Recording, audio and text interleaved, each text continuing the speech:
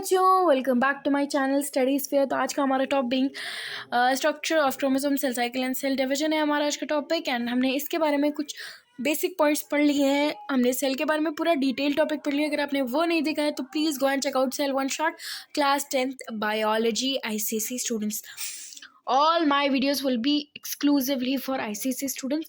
हालांकि CBSE students भी इस्तेमाल कर सकते हैं इस वीडियो को, लेकिन mainly this are all for ICSE students. इतना डिटेल सिर्फ ICSE स्टूडेंट्स के लिए मैं बना रही हूँ, so that each and every point is clear for them and there should be no problem for them. Okay बच्चों, चलिए अब हमारे टॉपिक पे चलते हैं। जस्ट अ मोमेंट बच्चों, हम थोड़ा सा कलर भी चेक कर लेते हैं। ओके बच्चों, चलिए आगे बढ़ते हैं। अब बात करेंगे हम हमारे न्यूक्लियोलस के बारे में। ठीक है बच्चों, न्यूक्लियोलस होता है, न्यूक्लियर एनवेलप होता है, न्यूक्लियर पोर होता है, क्रोमोसोम्स होता है, क्रोमैटिन होता है। ये हमारा न्यूक्लियस का टू द पॉइंट स्ट्रक्चर है। अब हम ये जो स्ट्रक्चर है इसके बारे में डिटेल बात करते हैं। ठीक है बच्चों।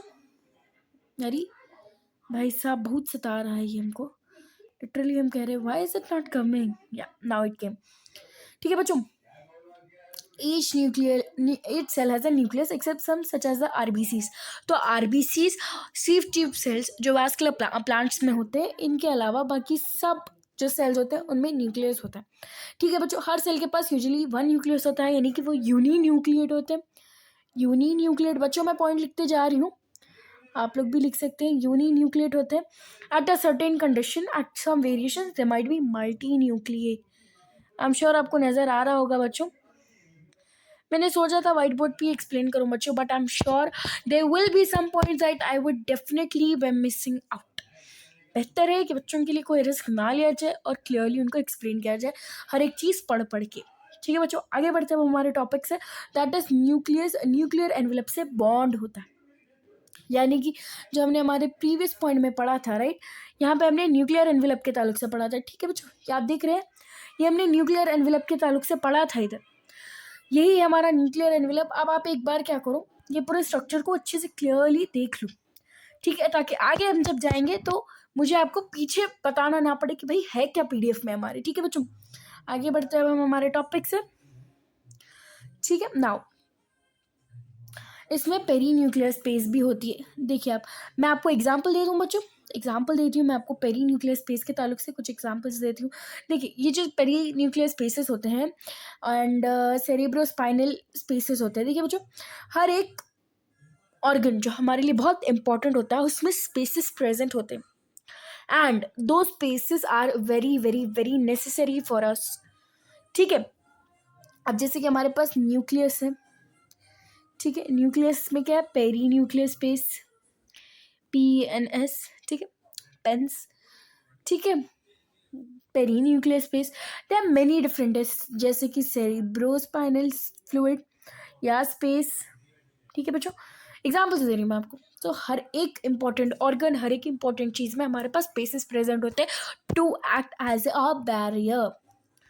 ठीक है बच्चों, तो अभी मैंने जैसे कहा, पेरी न्यूक्लियर स्पेस क्या करती है, बैरियर के जैसा काम करती है मटेरियल्स के फ्लो के लिए। अब कहाँ फ्लो होता है मटेरियल्स, हमारी न्यूक्लियस एंड साइटोप्लाज्म में जब मटेरियल्स का फ्लो हो, what does perinuclear space does, it acts as a barrier. ठीक है बच्चों, now nuclear pores are present, हमारे पास न्यूक्लियर पोर्स प्रेजेंट होते हैं। और ये कैसे फॉर्म होते हैं हमारे पास न्यूक्लियर पोर्स, दो मेम्ब्रेन की जब फ्यूज होता है, जब दो मेम्ब्रेन फ्यूज हो जाए तो हमारे न्यूक्लियर पोर्स बनते हैं। ठीक है बच्चों, आगे बढ़ते हैं। न्यूक्लियर मैट्रिक्स भी होता है, न्यूक्लियर प्लाज्म, न्यूक्लियर मैट्रिक्स मतलब जिसमें न्यूक्लियर प्लाज्म मतलब जो फ्लूइड होता है, प्लाज्मा प्रेजेंट होता है, जिसके अंदर न्यूक्लियोलस और क्रोमैटिन होते हैं, सब न्यूक्लियर मैट्रिक्स कहते हैं।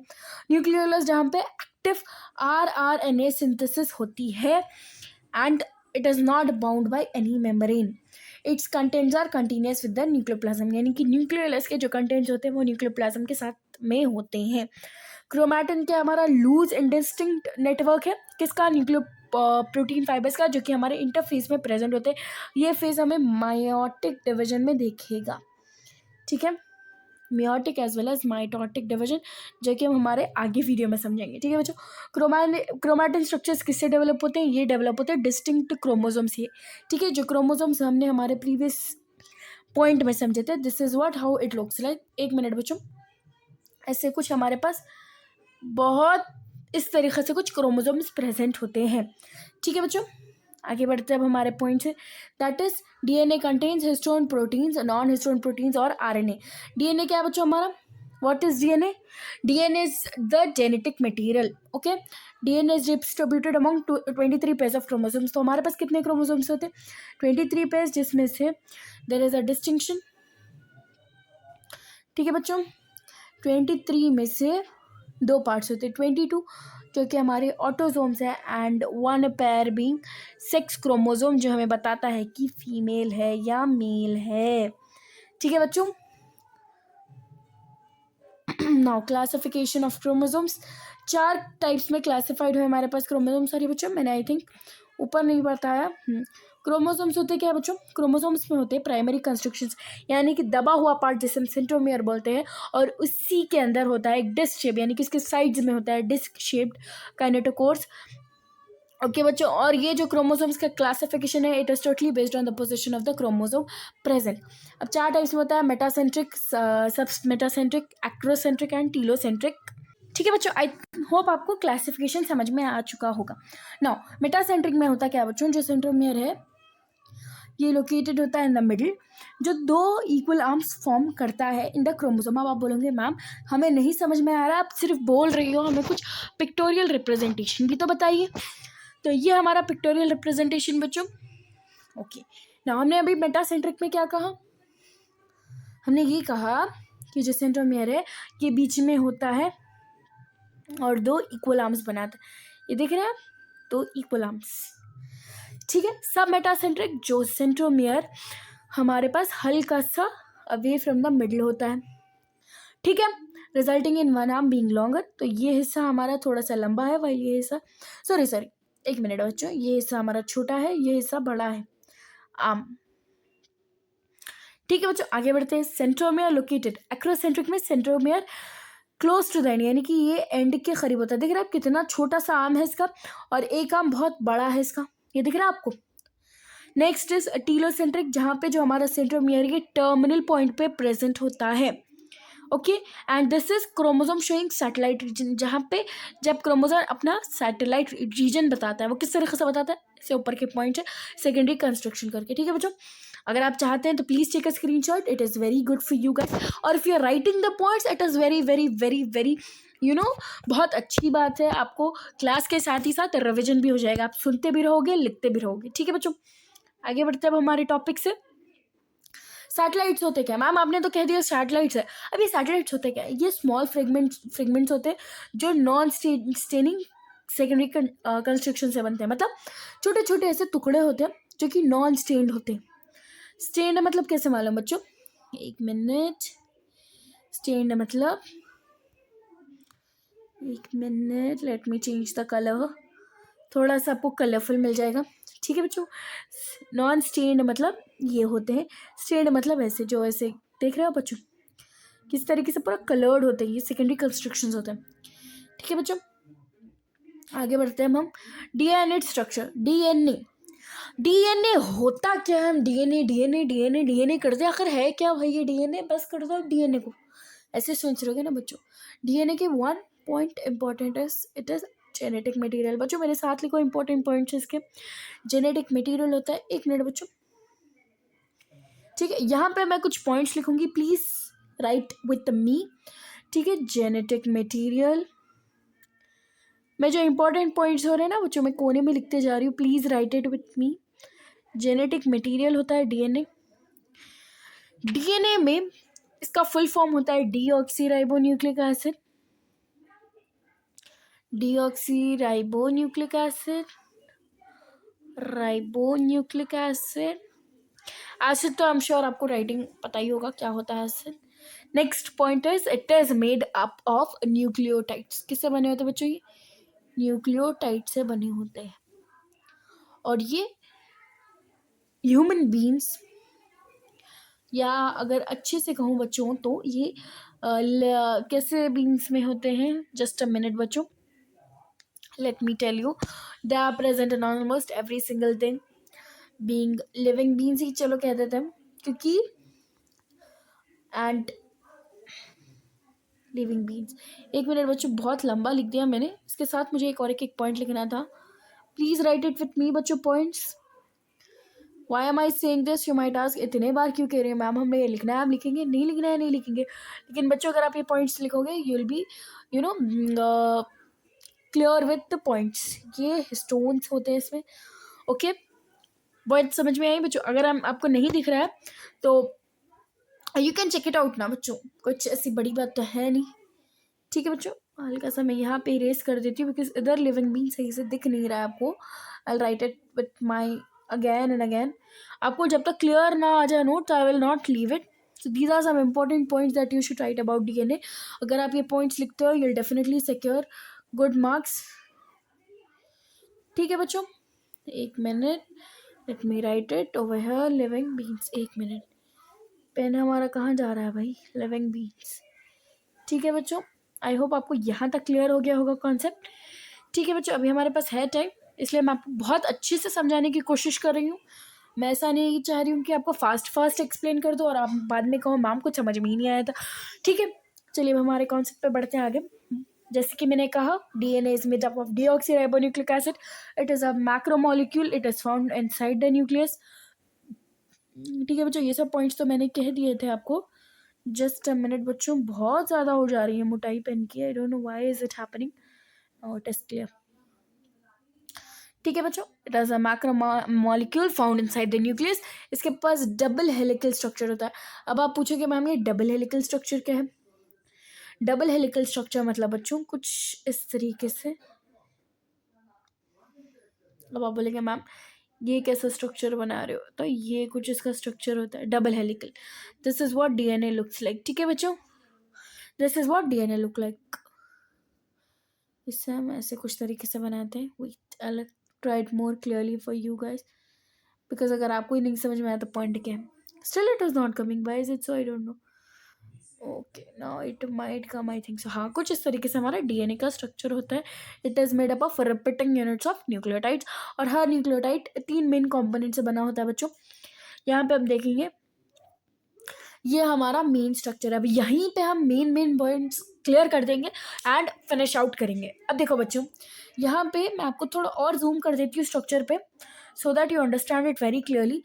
तो यहाँ पे आप देख रहे हैं किस तरीके से लोगों ने रिप्रेजेंट किया। Hydrogen being light green colour, छोटा सा colour oxygen being red, nitrogen being blue, carbon being purple and phosphorus being green, dark green. ये कुछ ऐसे स्ट्रक्चर्स में बताते हैं। सॉरी बच्चों, यहाँ पे मैंने डाल दिया, you can see it over here.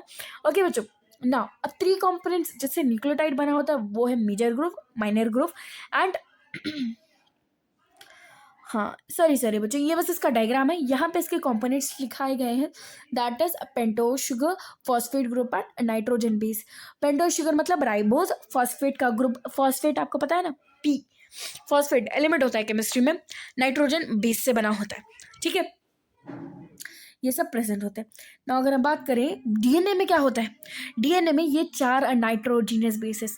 अब बच्चों अगर मैं आपको बहुत अगर आप पूछोगे मैम डीएनए में हमें ऐसी क्या चीज़ है जो याद रखना ज़रूरी है, तो बच्चों मैंने आपको ये पॉइंट नहीं लिखाया है इंपॉर्टेंट में, but you should right it at any cost. Please बच्चों ये पॉइंट लिखिए अपनी बुक्स में कि नाइट्रोजन बना किस होता है, क्योंकि अब आपको मेन पॉइंट मैं एक्सप्लेन कर रही हूँ। That is adenine, guanine, cytosine, thymine.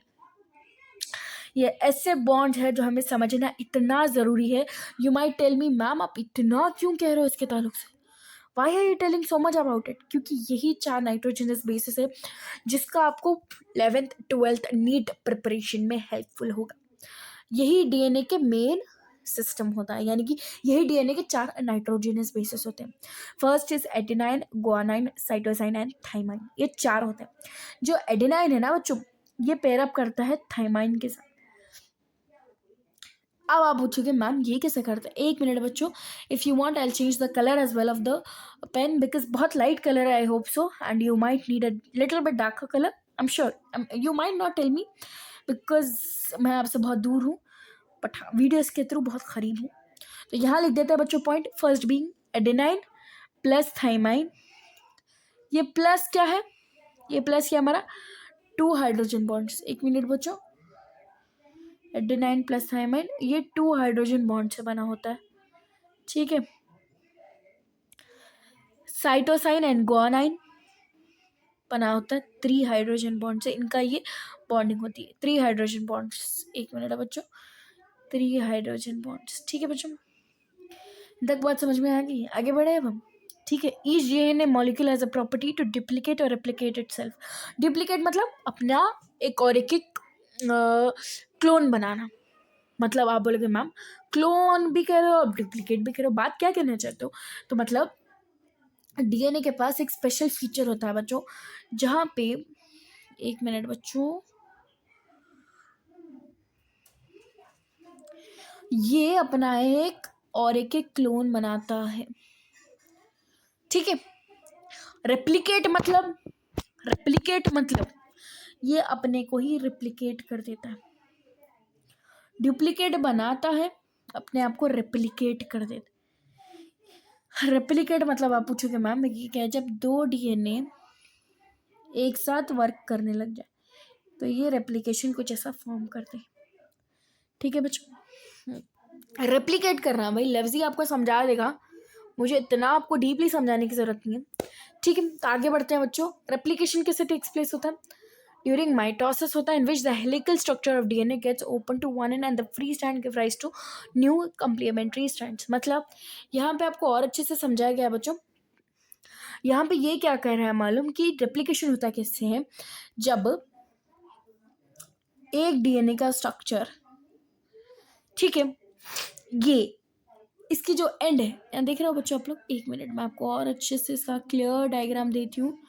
जब इसकी एक एंड, ठीक है, जब इसकी एक एंड इस तरह से कुछ खुल जाए, ठीक है, और gets open to one end and these strands give rise to new complementary strand। अब इसी की वजह से न्यू स्ट्रैंड बनने लगी, यानी कि ये देखिए कुछ इस तरीके से बड़ी बनने गई वो स्ट्रैंड। बात समझ में आ रही है बच्चों? नहीं आ रही है? फिर से समझाते हैं। मैम है क्यों आप लोगों की लाइफ में? ताकि आपको नई बात समझा सके और अच्छे से समझा सके। फिर से समझाती हूँ बच्चों।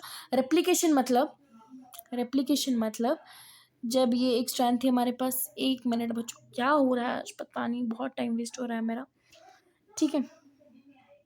ओपन स्ट्रैंड थी, इसने न्यू स्ट्रैंड को दावत दी। क्या किसने बच्चों? न्यू स्ट्रैंड को दावत दी। इससे ये जो खुली स्ट्रैंड थी, ठीक है बच्चों, ये जो हिस्सा था अभी अच्छे से कवर अप हो गया। क्या हो गया? कवर अप हो गया, ठीक है, कुछ इस तरीके से, ठीक है, कवर अप हो गया, ठीक है बच्चों। आगे बढ़ते हैं हम लोग। अब एक ही टॉपिक पे हम लोग ठहर तो नहीं सकते, आगे भी टॉपिक्स हमारे पास बहुत। कुछ नहीं समझ में आया प्लीज़ टेल मी बच्चों, बस ये एक ही टॉपिक है। फिर हमारे पास फेसेस ऑफ सेल साइकिल है जो कि मेजर टॉपिक है, and I have to complete this video under 1 hour, ठीक है बच्चों। आगे बढ़ते हुए हमारे कॉन्सेप्ट से बीइंग जीन्स क्या होता है पता है बच्चों? ये फंक्शनल यूनिट होते हैं डीएनए से।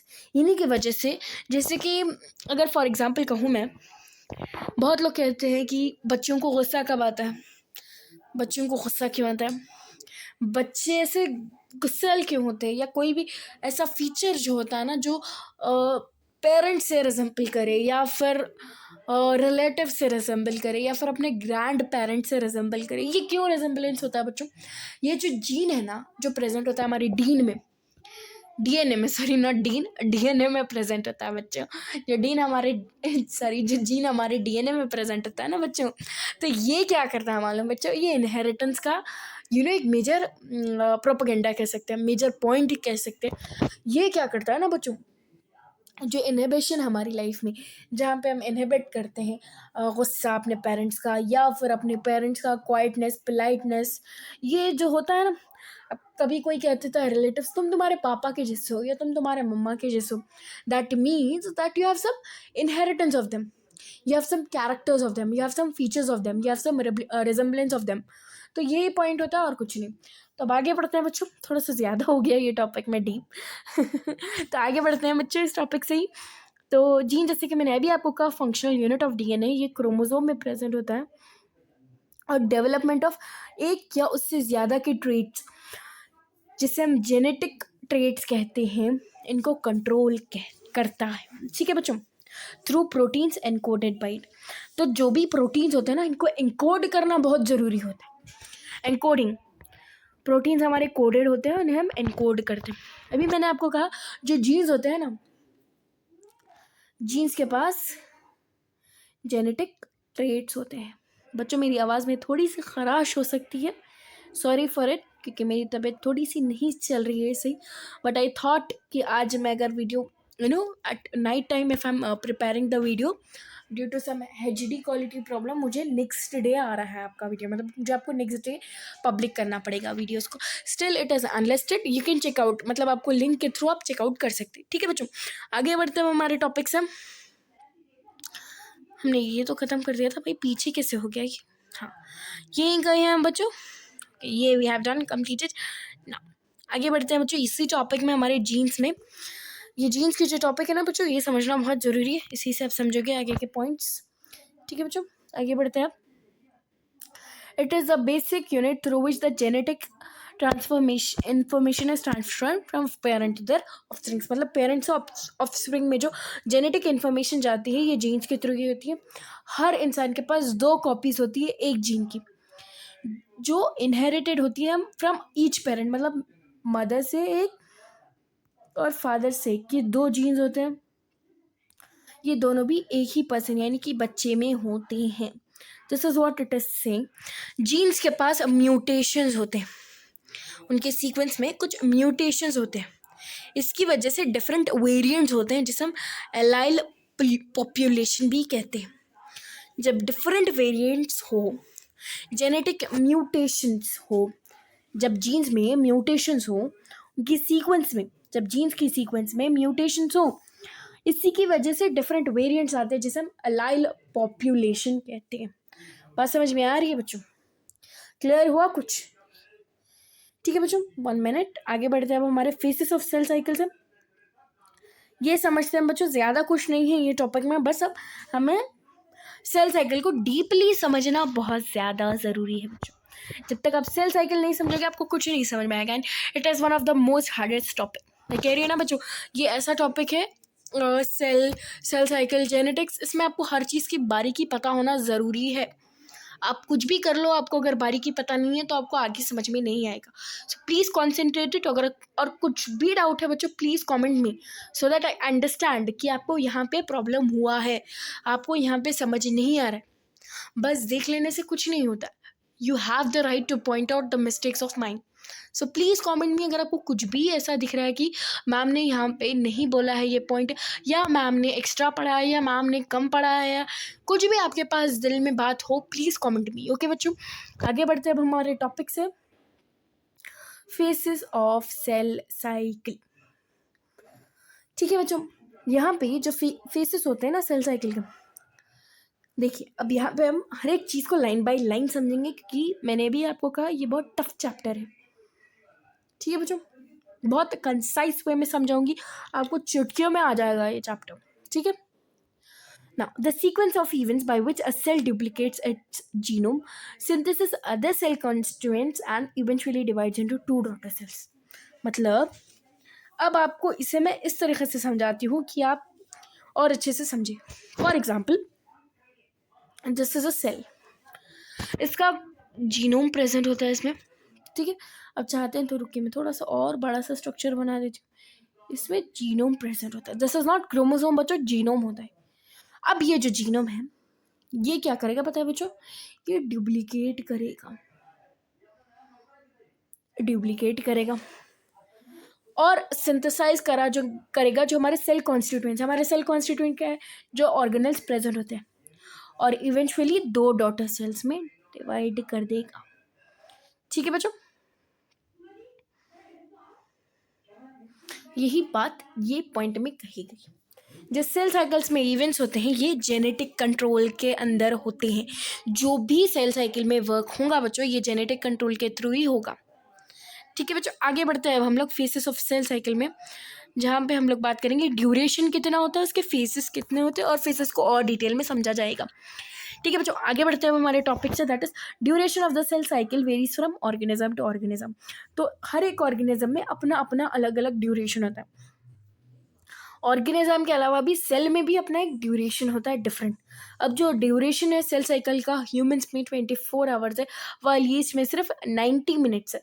ये मैक्सिमम है यानी कि 24 आवर्स, और यीस्ट का मिनिमम है that is 90 minutes, 1 hour 30 minutes. ठीक है बच्चों, आगे बात समझ में आ गई, आगे अपन और समझेंगे अच्छे से।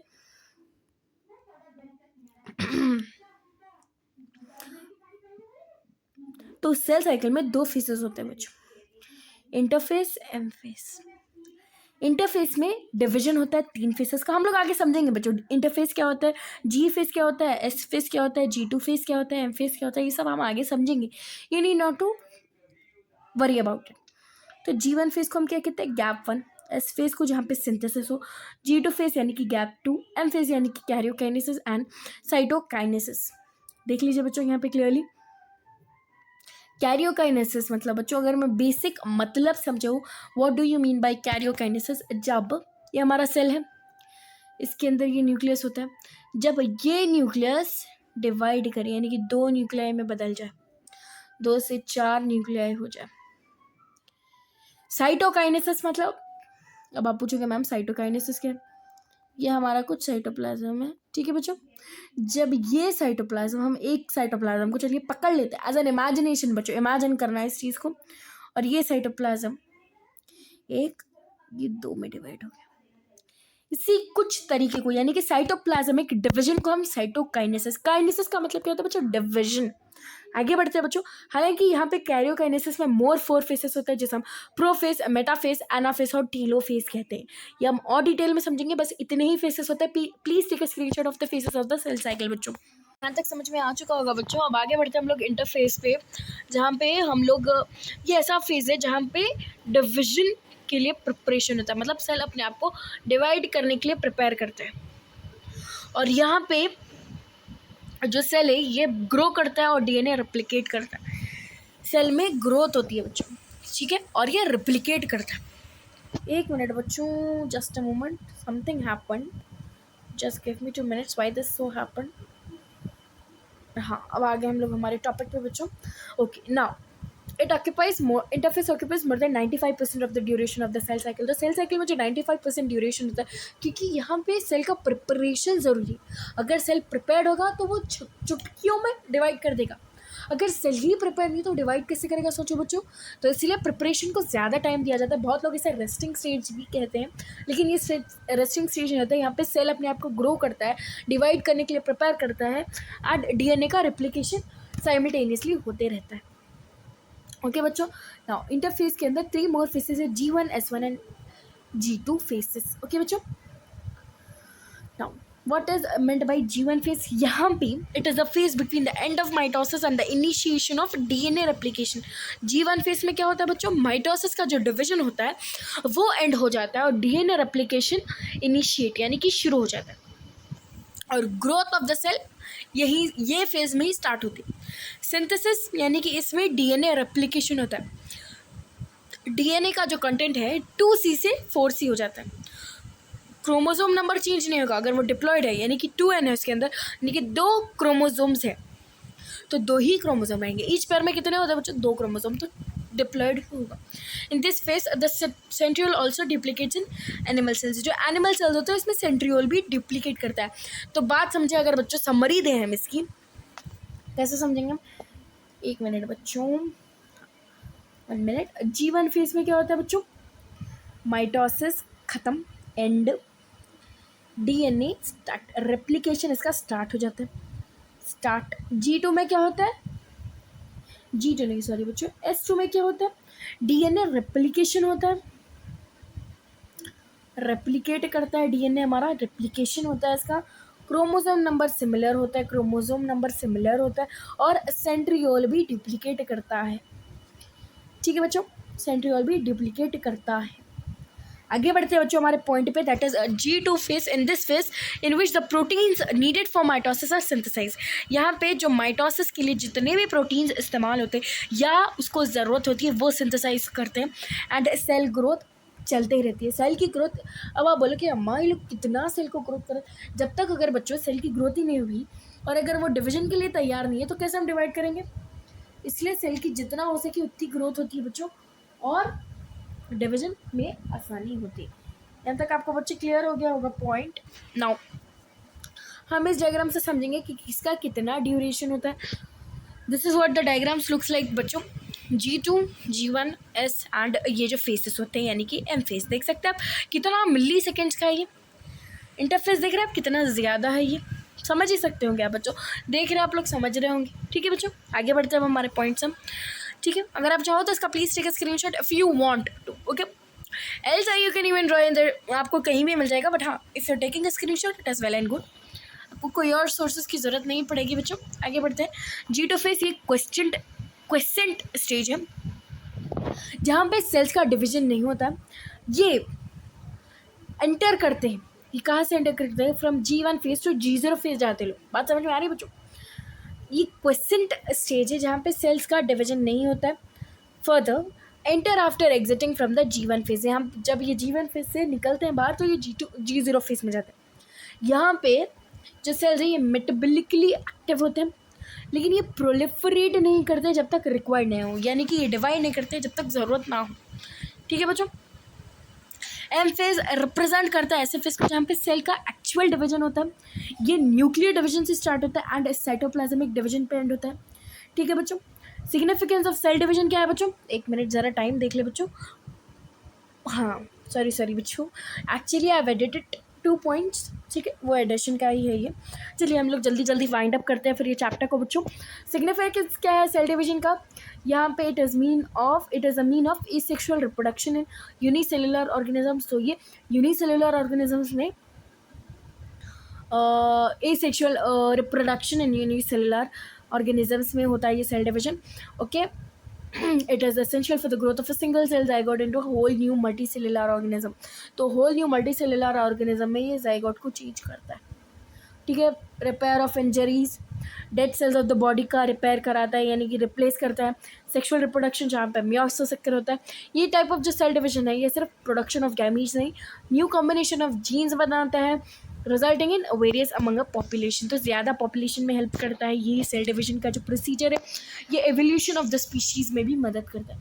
अब बच्चों हमारे मेन टॉपिक जिससे हमने अब तक इंतजार किया that is mitosis events and significance. बच्चों अगर आप चाहते हो तो you can definitely take a screenshot of this. I have made it in a very concised form जहाँ पे सिर्फ इसके फीचर्स दिखाए गए हैं जो कि मोस्ट इंपॉर्टेंट है, and even for my explanation I need such comfort. ठीक है बच्चों, अब हम मायोटिक डिवीजन है, माइटोटिक डिवीजन है। जो माइटोटिक डिवीजन है इसे हम इक्वेशनल डिवीजन कहते हैं, जहाँ पे जो नंबर ऑफ क्रोमोसोम्स होते हैं पेरेंट और प्रोजेनी में सेम होते हैं। ठीक है बच्चों, माइटोसिस के 4 स्टेजेस होते हैं, being prophase, metaphase, anaphase and telophase. अब आप बोलोगे मैम पूरा मिटा दे रहा हूँ, मैं देखने ही नहीं दे रहा हूँ, तो यहाँ टिक कर देते हैं prophase, metaphase, anaphase and telophase, जो कि हमारा सबसे लास्ट स्टेज है। आगे बढ़ते हैं बच्चों अब ये स्टेजेस में, जहाँ पे मेन पॉइंट्स पढ़ेंगे। देखिए बच्चों डायग्राम आप देखते रहिए और मैं आपको पॉइंट समझाते रहूँगी। ठीक है, ये S and G2 phases of interface के बाद आता है ये फेज जो कि प्रोफेज है। S फेज यानी कि सिंथेसिस फेज और G2 फेज जहाँ पे हमारा एक्चुअल डिवीजन स्टार्ट होने की कगार पे होता है। इसके बाद हमारा प्रोफेज आता है जहाँ पे क्रोमोसोम का जो मटेरियल है ये कंडेंस्ड होता है और अनटैंगल हो जाता है। यानी कि हमारा क्रोमोसोम का मटेरियल कैसा था बच्चों, कुछ इस तरीके से था। अब ये खुल जाएगा, ठीक है बच्चों, ये खुल जाएगा और कंडेंस हो जाएगा, यानी कि छोटा हो जाएगा। ठीक है, कुछ इस तरीके से। आगे बढ़ते हैं बच्चों, centriole duplicated during S phase. जो सेंट्रियोल जो हमने अभी पढ़ा था एस फेज में डुप्लीकेट हो जाते हैं, ये ऑपोजिट पोल्स की तरफ आ जाते हैं। ठीक है, माइटोटिक स्पिंडल बनना शुरू हो जाता है, माइक्रोट्यूब्यूल्स हमें दिखते हैं। अब हम मेटाफेज की बात करते हैं जहाँ पे क्रोमोसोम्स कंप्लीटली कंडेंस हो जाते हैं। सिस्टर क्रोमैटिड्स जो होते हैं ये सेंट्रोमेयर के थ्रू टुगेदर होते हैं। और जो मैंने पूरे पॉइंट्स आपको पहले डेफिनेशन दे दी, बस अब मैं आपको प्रोसीजर क्या क्या होता है ये बता रही हूँ। ठीक है बच्चों, आगे बढ़ते हैं। जो सरफेस होता है ना सेंट्रियोल पे, यहाँ पे काइनेटोकोर अपीयर होता है और स्पिंडल फाइबर्स अटैच होते हैं। ठीक है बच्चों, एक मिनट मैं आपके लिए जूम कर देती हूँ। देख रहे हैं बच्चों आप लोग स्पिंडल फाइबर्स और ये जो क्रोमोसोम्स अलग हो चुके हैं ये सब दिख रहा ही होगा आपको। जो क्रोमोसोम्स है ये सेंटर यानी कि इक्वेटर पे आ जाते हैं, और जो सिस्टर क्रोमैटिड है okay with each sister chromatid यानी कि सिस्टर क्रोमैटिड्स के साथ ये सिंगल थे, अब ये डबल दिख रहे हैं।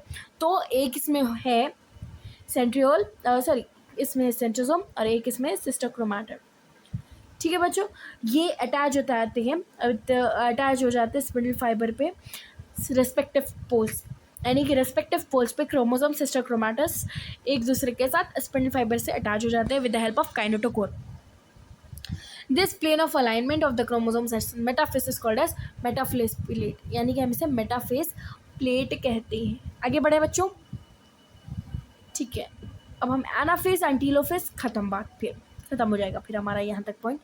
एनाफेस यहाँ पे जो है ना क्रोमोसोम स्प्लिट हो जाते हैं, देख रहे हैं आप लोग, क्रोमोसोम स्प्लिट हो जाते हैं, डॉटर क्रोमैटिड्स नीचे आ गए. ठीक है, क्रोमैटिड्स ऑपोजिट पोल्स पे हो चुके. Centromere leads an arm follow. तो ये क्या करता है, आर्म फॉलो जो है ना, ये जो अपना आर्म्स होते हैं इसे लीड करता है और फॉलो करता है. ठीक है बच्चों, दिख रहा है आपको डायग्राम में. ठीक है, आगे बढ़ते हैं बच्चों. अब हम टीलोफेस पे, जहाँ पे जो क्रोमोसोम्स है ये ऑपोजिट पोल्स पे कम्प्लीटली आ जाते हैं और अपनी इंडिविजुअलिटी लूज़ करते हैं. जो क्रोमैटिन मटेरियल है ये पोल्स पे कलेक्ट हो जाता है. न्यूक्लियर एनवेलप अपेयर होता है क्रोमोसोम क्लस्टर्स का. ठीक है बच्चों, सेल ऑर्गेनल्स जैसे कि एंडोप्लाज्मिक रेटिकुलम, गोल्जी कॉम्प्लेक्स, ये रीअपियर करते हैं. और ये जो फॉलो फेज है अब ये फिर इंटरफेस करेगा. मतलब आप बोलोगे मैम समझ में कुछ भी नहीं है, फिर से समझाओ.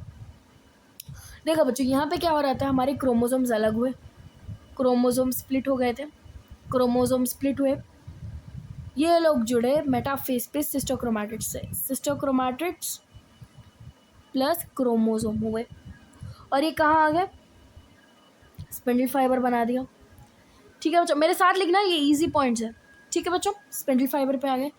अब आगे बढ़ते हैं हम लोग. एनाफेस में क्या हुआ, अब सिस्टर क्रोमैटिड्स ने अपने आप को क्रोमोसोम से स्प्लिट कर दिया, यानी कि chromosome and sister chromatids splits, chromosomes and sister chromatids split, sister chromatid split हो गए.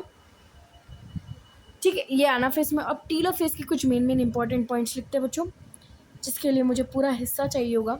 Wait a minute, I will arrange this point. Wait बच्चों, हाँ 1 मिनट, और छोटा लिखते हैं बच्चों.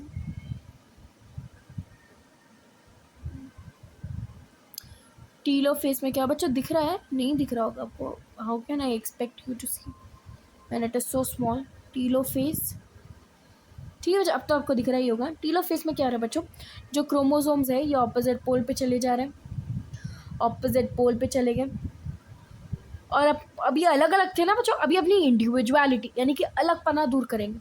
क्रोमोसोम्स लूज इंडिविजुअलिटी, इंडिविजुअल थे ना बच्चों, लोग अलग हो गए थे ना. और ये जो क्रोमैटिन मटेरियल है, क्रोमैटिन जो मटेरियल है, चलिए ऐसे लिख देते हैं पॉइंट्स हम लोग. 1 मिनट बच्चों, 1 minute. Chromosomes, chromosome opposite pole, ठीक है, क्रोमोसोम लूज इंडिविजुअलिटी. आप लोग आगे कंटिन्यू में लिख देना chromatin material at pole. Chromatin material हमारा कहाँ है, पोल पे आ चुका है, पोल पे. ठीक है, न्यूक्लियर एनवेलप भी आ चुका है. 4th पॉइंट कहाँ लिखो बच्चों, ऊपर लिख दूँ क्या, आप लोग लिख चुके होंगे ये पॉइंट. ठीक है, 4th पॉइंट, न्यूक्लियर एनवेलप आ चुका है अब इधर. ठीक है, न्यूक्लियर एनवेलप अपीयर्स. ठीक है, ये भी लिख चुके होंगे बच्चों आप लोग पॉइंट. ठीक है, ये भी लिख चुके होंगे. फिर 5th पॉइंट लिखते हैं हम लोग. 5th पॉइंट क्या है हमारा, सेल ऑर्गेनल्स आ चुके हैं, सेल ऑर्गेनल्स आ चुके हैं सेल के अंदर, और नेक्स्ट फेज की तैयारी हो रही है, यानी कि नेक्स्ट इंटरफेस की तैयारी हो रही है, नेक्स्ट साइकिल से होगी. 6 पॉइंट्स हमारे मेन है. आई एम श्योर मैंने आपको जितना हो सका उतनी समरी में दे दिया है, इससे ज़्यादा समरी होती नहीं है बच्चों इसके लिए. ये मैंने आपको सब इंपॉर्टेंट पॉइंट्स दे दिए. Please take a screenshot of this. I am giving you time for the screenshot बच्चों. अगर आपको क्लियर नहीं दिख रहा तो प्लीज़ ये 2 लेना, फिर और एक लगाऊंगी. ठीक है बच्चों, यहाँ का भी ले लो आप लोग एक बार स्क्रीनशॉट. ओके बच्चों, नाउ मूविंग अहेड. अब हम लोग पॉइंट समझते हैं, दैट इज साइटोकाइनेसिस एंड उसके सिग्निफिकेंसेस इन माइटोसिस. मियोसिस में भी सिमिलर होता है बच्चों, बस इसमें आपको मैं और इंपॉर्टेंट जो कैरेक्टरिस्टिक्स है वो पढ़ाऊंगी. And the last point to be ended. ये अभी कितने हमारे 12 मिनट्स हो चुके हैं. I think in my previous video it was about 12 no about 20-25 minutes. तो अबाउट 40-45 मिनट्स में ख़त्म कर चुकी होंगी चैप्टर.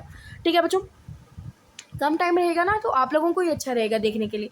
ज़्यादा टाइम अगर मैं लूँगी ना तो आप लोगों को इरिटेट महसूस होगा. इसलिए मैं आपसे बहुत in very important videos only I talk to you much ये तो मैं बस थोड़ा सा बात करती हूँ, फिर कंटिन्यू कर देती हूँ अपने चैप्टर पे। ठीक है बच्चों, साइटोकाइनेसिस में यहाँ पे कैरियोकाइनेसिस के बाद साइटोकाइनेसिस होता है, यानी कि न्यूक्लियर डिवीजन के बाद ही सेल डिवीजन होता है। ठीक है, जो प्रोसेस होता है साइटोकाइनेसिस का, ये प्लांट सेल में होता है, जहाँ पे न्यू सेल वॉल बनती है किससे, प्रिकर्सर सेल प्लेट से, जो कि मिडिल लैमेला के इक्विवेलेंट होगा। अब आप ये पूछोगे ये सब कहाँ है मैम, ये प्लांट सेल में प्रेजेंट होता है बच्चों। ये आपको प्लांट सेल मैंने सेल में ख़त्म कर दिया है, शायद आप लोग 9th क्लास में भी पढ़े होंगे। अगर आपके फर्दर चैप्टर्स में है प्लांट सेल के ताल्लुक से तो आई डेफिनेटली एक्सप्लेन, बट हाँ ये प्लांट सेल के बारे में पॉइंट्स बताए गए। प्लांट सेल में एक प्रिकर्सर सेल प्लेट भी होता है, जो कि इक्विवेलेंट होता है मिडिल लैमेला। लैमेला तो आप जानते हैं ना, तो वहीं पे नया सेल वॉल की बिगिन होता है। जो नया सेल वॉल है ये बाहरी तरफ ग्रो करता है। ऑर्गेनेल्स प्रेजेंट होते हैं इसमें, माइटोकॉन्ड्रिया, प्लास्टिड्स, जो कि डिस्ट्रीब्यूट होता है between 2 daughter cells at the same time. 2 daughter cells के करीब में ये डिस्ट्रीब्यूट होता है, माइटोकॉन्ड्रिया और प्लास्टिड्स। ये process of cytokinesis animal cell में कैसे होता है, यहाँ हमें समझना ज़रूरी है। Furrow appears in the cell membrane. Furrow मतलब आप जानते हैं ना, ऐसा इस तरीके से कुछ रीजन ग्रुप। ठीक है, okay. The furrow deepens and joins the centre to divide the cytoplasm into 2। तो फरो क्या करता है, अंदर धस जाता है और ये सेंटर के करीब आके साइटोप्लाज्म को 2 में डिवाइड कर देता है। अगर cytoplasm, if cytokinesis does not follow karyokinesis, then cell becomes multinucleate। Cell multinucleate हो जाता है, जिसकी वजह से सिंटियम का फॉर्मेशन होता है। आगे बढ़ते हैं बच्चों, significance of mitosis. Okay, now significance क्या होता है हमारा माइटोसिस के, इसमें diploid genetically identical daughter cells बनते हैं। ठीक है बच्चों, मल्टी सेलुलर ऑर्गेनिजम्स ग्रो करते हैं इसमें। बाय माइटोसिस का प्रोसीजर सेल रिपेयर होता है, वन आउट टिश्यूज़ का रिप्लेसमेंट होता है, न्यूक्लियर साइटोप्लाज्मिक रेशो का मेंटेनेंस होता है, वेजिटेटिव रिप्रोडक्शन होती है प्लांट्स में, जो कि माइटोसिस की वजह से ही होता है। ठीक है, ग्रोथ हो रही है, वेजिटेटिव रिप्रोडक्शन हो रहा है, रिपेयर हो रहा है, न्यूक्लियर साइटोप्लाज्मिक रेशो मेंटेन हो रहा है, फॉर्मेशन हो रहा है आइडेंटिकल डॉटर सेल्स का, यही सब बातें होती है हमारे मियोसिस में। ठीक है बच्चों, आगे बढ़ते हैं माइटोसिस में। अब हम मियोसिस के बारे में बात करेंगे, सिमिलर ही होता है, बस थोड़े हमें इसमें पॉइंट्स पढ़ना ज़रूरी है बच्चों। ठीक है, आगे बढ़ते हैं। ये भी एक किस्म का सेल डिवीजन ही है। हाँ, ये ऐसा डिवीजन है जिसमें गैमीट्स प्रोड्यूस होते हैं और ये गैमीट्स प्रोडक्शन में ही हेल्प होता है। जहाँ पे हम बात करें स्पर्म एंड ओवा की, और प्लांट्स में पोलन ग्रेन्स एंड एग की। ठीक है, जब पोलन ग्रेन्स का जब हम डिवीजन कहते हैं उसे हम क्या कहते हैं बच्चों, माइक्रोस्पोरोजेनेसिस। एग का जब हम डिवीजन कराते हैं सब माइक्रोस्पोरोजेनेसिस कहते हैं। स्पर्म का जब कराते हैं स्पर्मेटोजेनेसिस कहते हैं। ओवा का आपको बताना है in the comment section. I know it, but मैं आपको देखना चाहती हूँ आप कमेंट सेक्शन में बताओगे कि नहीं। आजकल तो आंसर्स ही नहीं आ रहे हैं, ऐसा दिख रहा है बच्चे देख ही नहीं रहे हैं मेरे वीडियोस। तो प्लीज़ बच्चों देखिए वीडियोस, समझिए अभी से ये concepts. This is where the time is you are having, but you don't use that time, and and time पे टेंशन लोगे। इससे बेहतर है अभी से थोड़ा 40-45 मिनट्स तो हो गए ना बच्चे। 24 आवर्स में मैं आपको 45 मिनट्स ही कह रही हूँ दिन भर पढ़ने के लिए। ठीक है, और मैं आपके लिए चैप्टर्स डालती रहूँगी ना कंसिस्टेंटली, बायोलॉजी, फिजिक्स, केमिस्ट्री। जब तबियत ख़राब होगी तो ही नहीं डालूंगी, नहीं तो नॉर्मली तो डालती हूँ मैं। तो वही सुन लेना काफ़ी, आपके लिए 40-45 मिनट्स तो लगेंगे ही ना, एक चैप्टर ख़त्म करना है हमें। ठीक है, इंपॉर्टेंट कैरेक्टरिस्टिक्स क्या होते हैं, जो नॉर्मल ब्लड बॉडी सेल्स होते हैं या सोमैटिक सेल्स होते हैं, इसमें क्या होता है, जो क्रोमोसोम्स प्रेजेंट होते हैं ये पेयर्स में होते हैं। जैसे कि मैंने अभी आपको कहा, ये डिप्लॉयड फॉर्म में होते हैं। ठीक है, हर सेट ऑफ पेयर एक पेरेंट, ईच पेरेंट से आता है। ठीक है, इसलिए ये लोग डिप्लॉयड होते हैं नेचर में। अब जो मियोसिस होते हैं इसके नंबर ऑफ क्रोमोसोम हाफ हो जाता है, ताकि जो सेल डॉटर सेल्स हैं ये single set of the chromosome pair रखे अपने पास। ठीक है बच्चों, the cells thus formed are said to be haploid. जब एक, यानी कि जब हमारे देखिए जब क्रोमोसोम्स 2 हों, ठीक है, तो हम 2n कहते हैं, यानी कि उसका जब एक पेयर हमारे एक पेरेंट्स है, 2 पेरेंट्स है 2n। ओके, अब वो हाफ हो गया, यानी कि सिर्फ सिंगल सेट है हमारे पास क्रोमोसोम पेयर में, तो हम उसे हैप्लॉइड कहेंगे। ठीक है बच्चों, रिडक्शनल नेचर होता है मियोसिस का, जो कि जेनेटिक मेकअप के लिए ज़रूरी होता है जब एक ऑर्गेनिज्म सेक्सुअल रिप्रोडक्शन करा रहा है। अब जो सेक्सुअल रिप्रोडक्शन है इसमें क्या होता है, haploid male and female gamete भी हैप्लॉइड होती है। अब ये जब दोनों फ्यूज़ करते हैं, जिसे हम फर्टिलाइजेशन कहते हैं, इसमें क्या होता है, हमारा जाइगोट बनता है जो कि 2n होता है। ठीक है, बात समझ में आ रहा है। अब पूछो मैम थोड़ा सा फ्लो में समझाना था, ऐसे कैसे बोल के समझा रही हूँ, थोड़ा फ्लो में समझा दो। देखो बेटे, ये एक पेरेंट है, हम समझते हैं इसे मेल, प्लस ये हो गया हमारा फीमेल। अब इन दोनों से हमारा 2n यानी कि ज़ाइगोट बना। ठीक है, तो एक इनगन से है, एक इनगन से है। अगर एक्स वाई होगा तो फीमेल बनेगी क्रोमोसोम। अगर x sorry sorry sorry sorry sorry sorry आप बोलोगे मैम क्या कह रहे हो, पगला तो नहीं है। ओके, एक्स प्लस एक्स होगा तो डॉटर बनेगी, एक्स प्लस वाई होगा तो मेल बनेगा। एक मिनट बच्चों, ये सब क्या हो रहा है? ठीक है, बात समझ में आ गई है बच्चों? चलिए आगे बढ़ते हैं हमारे टॉपिक से, significance, and I think this is the last part. और इसका डिफरेंस कौन सा है? बहुत छोटा सा डिफरेंस है। ठीक है बच्चों, सिग्निफिकेंस क्या होता है? क्रोमोसोम नंबर इसका हाफ होता है और ये मिक्सिंग अप ऑफ जीन्स में भी मदद करता है। ये दो वेज में आता है। जो मेटर्नल एंड पैटर्नल क्रोमोसोम्स होते हैं ये एक साथ फर्स्ट डिवीजन में मिक्स होते हैं जब ये होमोलोगस पेयर से सेपरेट होते हैं। ये एक पार्ट होता है जब जो हमारे मेटर्नल एंड पैटर्नल यानी कि मदर का क्रोमोसोम और फादर का क्रोमोसोम, ठीक है, मेटर्नल एंड पैटर्नल क्रोमोसोम्स जब होते हैं ना ये एक साथ मिक्स होते हैं फर्स्ट डिवीजन के टाइम पे, और होमोलोगस पेयर के टाइम ये होमोलोगस पेयर से सेपरेट हो जाते हैं। देख सकते हैं बच्चों, homologous chromosomes aligned chromosomes crossover recombinant chromosomes, यानी कि ये दो हमारे होम क्रोमोसोम्स थे, अब इन दोनों में क्रॉस ओवर हुआ। ये दो हमारे बेचारे चुपचाप खामोश बैठे हुए क्रोमोसोम्स थे। एक मिनट बच्चों, मैं इसे थोड़ा सा और जूम आउट करके यहाँ पे एक्सप्लेन करती हूँ इस डायग्राम को, ये बोलना क्या चाहे। तो ये एक हमारा प्यारा सा क्रोमोसोम था। कलर चेंज कर लिया बच्चों, इसी के जैसा कुछ अच्छे से समझा पाऊंगी मैं, कलर चेंज कर पाऊंगी तो। ठीक है बच्चों, एक मिनट बच्चों,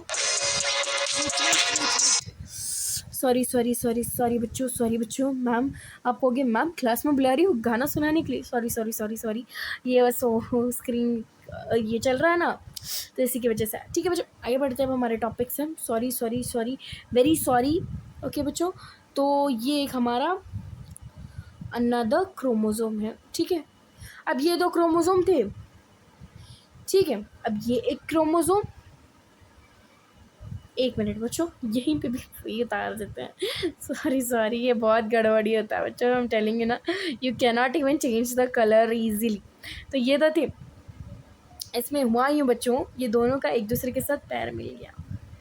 ठीक है, ये दोनों का पैर एक दूसरे के साथ क्रॉस ओवर हुआ। अब जब क्रॉस ओवर हुआ तो इसमें क्या हुआ बच्चों, let me tell you. Okay now the green colour, sorry बच्चे गाना आ गया एकदम, I was laughing why is it so happening. ये हो गया हमारा एक ग्रीन कलर का पैर।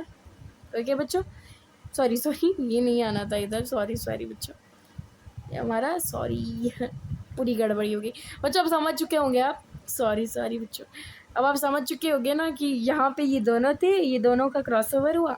अब ये दोनों जब क्रॉस ओवर करें तो ये ब्लू पैर इधर आ गया, सॉरी सॉरी ग्रीन पैर इधर आ गया, ग्रीन पैर इधर आए है, तोबा है, आज तो पता नहीं कुछ हो रहा है बच्चों आज मेरे साथ। ये दोनों थे, ये दोनों ने अपना एक दूसरे के साथ क्रॉस ओवर कराया।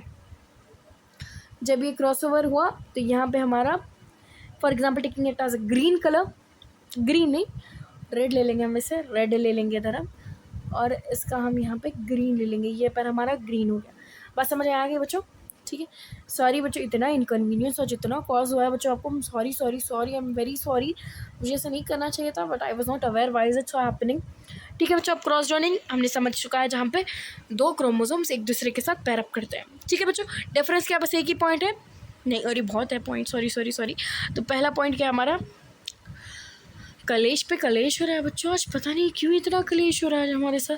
शगुन कहते हैं हम इसे, शगुन कहते हैं, चलो शगुन हो रहा है अब आप बोलोगे मैम वो क्यों ऐसा कह रही हो आप, देखिए आप कितना डिस्टर्बेंस हो रहा है। आई डोंट लाइक डिस्टर्बेंस बच्चों, बट हो रहा है तो चलिए होने ही देते हैं इसे। ठीक है, it occurs in the somatic cells. Mitosis किस में होता है, सोमैटिक सेल्स में होता है। मियोसिस रिप्रोडक्टिव सेल्स में होता है। ठीक है बच्चों, ये पेरेंट क्रोमोसोम में प्रेजेंट होता है। Parent chromosome and genes in daughter cells are identical while parent chromosomes are randomly assorted. क्या आप अपने पेरेंट्स से 100% मिलते हो? नहीं। At a certain case you might be of 50% recombined. जैसे कि एग्जाम्पल ले लें हम, सैफ अली खान और Ibrahim Khan and more other celebrities के जो बच्चे होते हैं वो ऑलमोस्ट सिमिलर होते हैं। ठीक है, मुझे भी मेरे पापा के जैसे ही कहते हैं बहुत लोग, almost like my father, female version of my father they tell, I don't know। ठीक है बच्चों, फिर माइटोसिस में ग्रोथ एंड रिप्लेसमेंट होता है, मियोसिस में गैमेट फॉर्मेशन होता है। Complete a set of chromosome is passed, half the number of chromosome is passed. 2 daughter cell produce होते हैं, यहाँ पे 4 डॉटर सेल्स बनते हैं। सिंगल न्यूक्लियर डिवीजन होता है डिप्लीकेशन के बाद, यहाँ पे डबल न्यूक्लियर डिवीजन होता है आफ्टर डिप्लीकेशन ऑफ क्रोमोसोम्स। हो गया बच्चों ये topic.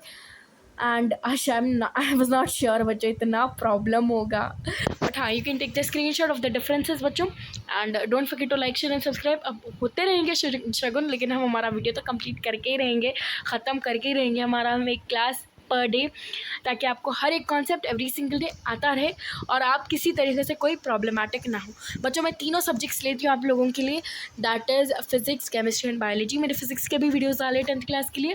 I think machines only I have completed, I will be putting more videos. and even I've completed chemistry के 2 main chapters, that is periodic properties and chemical bonding. अभी और आएगा बच्चों content, अभी थोड़ा सा मैं टाइम ले रही हूँ कंटेंट के लिए। मैंने बायो के ऑलमोस्ट इस चैप्टर को लेके 4 वीडियोस डाली हैं। पहले क्या हो रहा था ना बच्चों, पार्ट्स में था ना, इसलिए थोड़ा प्रॉब्लम हो रहा था। अब तो वन शॉट है, आराम से डाल भी रही हूँ मैं। 9th का भी कंटेंट होता है ना बच्चों साइमल्टेनियसली, इसलिए थोड़ा सा टाइम लग रहा है। But don't forget to like share and subscribe, क्योंकि आप लोगों के लिए तो कंटेंट बना रही हूँ, और अगर आप लोग ही सब्सक्राइब नहीं करोगे तो किसे पता चलेगा। ठीक है बच्चों। And ICSE students please please please subscribe, ताकि आपको नोटिफिकेशन मिलते रहे और आपको एक्सप्लेनेशन भी मिलते रहे, और इतना प्यारा एक्सप्लेनेशन। और मैं आपसे खुद से पूछ रहा हूँ भाई कोई डाउट है, कुछ नहीं समझ में आया तो प्लीज़ बच्चों don't forget to like share and subscribe. Even see my shorts, आपको बहुत अच्छे लगेंगे मेरे शॉर्ट्स बच्चों। And even my videos are one of the most good videos. अगर मैं अपनी तारीफ़ खुद से कर रही हूँ, लेकिन आपकी भी तारीफ़ ज़रूरी है बच्चों। ओके बच्चों, so don't forget to like share and subscribe and bye. जय हिंद।